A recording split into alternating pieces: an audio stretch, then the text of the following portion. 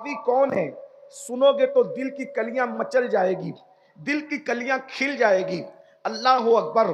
وہ راویہ کون ہے جسے دنیا سیدہ، طیبہ، طاہرہ، عابدہ، زاہدہ، راقیہ، ساجدہ، نقیہ، تقیہ، زکیہ، ام ابیہا، عالمہ غیر معلمہ، بدعہ مصطفیٰ، ملکہ فردوس بری، خاتون جنت، خاتون قیامت، ام الحسنین، ام الائمہ، حضرت سیدہ طیبہ طاہرہ فاطمہ بنت محمد الرسول اللہ کے نام سے جانتی ہے۔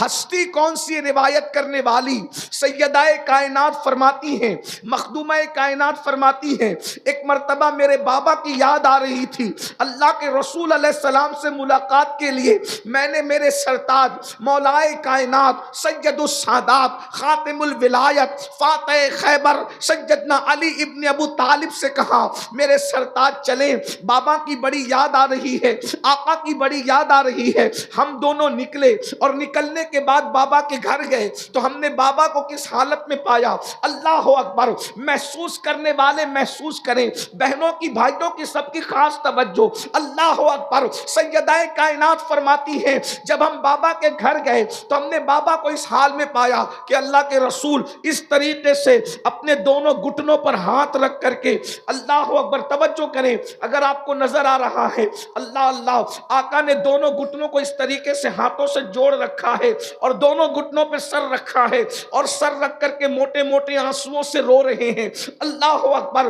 یہ بیٹھنے کی کیفیت دیکھیں، انسان اس وقت اس کیفیت میں بیٹھتا ہے جب وہ بڑا غمگین ہوتا ہے، اس کو کچھ دکھڑا یاد آتا ہے، اس کو کوئی تکلیف یاد آتی ہے۔ اللہ اکبر۔ ذرا دیکھیں تو صحیح، اللہ اللہ، جس کے صدقے میں کائنات کی خوشیاں ملتی ہے، جس کے صدقے میں کائنات کو خوشیاں ملتی ہے، بلکہ جس کے صدقے میں خوشی کا وجود ہے، جس کے صدقے میں خوشیاں پیدا کی گئی ہے، آدم کو خوشیاں ملی ہے، جس کے صدقے میں نوح کو خوشیاں ملی ہے، جس کے صدقے میں داؤد کو خوشیاں ملی ہے، جس کے صدقے میں ایوب کو خوشیاں ملی ہے، جس کے صدقے میں یوسف کو خوشیاں ملی ہے، جس کے صدقے میں ابراہیم کو خوشیاں ملی ہے، جس کے صدقے میں بلکہ خوشیوں کی سوغات، جس کے نالین کی خیرات ہے، میرے امام کہتے ہیں ان کے نثار کوئی کیسے ہی رنج میں ہو، ان کے نثار کوئی کیسے ہی رنج میں ہو، جب یاد آ گئے ہیں سب غم بلا دیے ہیں۔ اللہ اکبر۔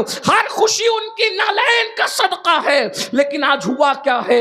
سیدہ کائنات بیان کر رہی ہے آج ہوا کیا ہے؟ رسول اللہ گھٹنوں میں سر رکھ کر کے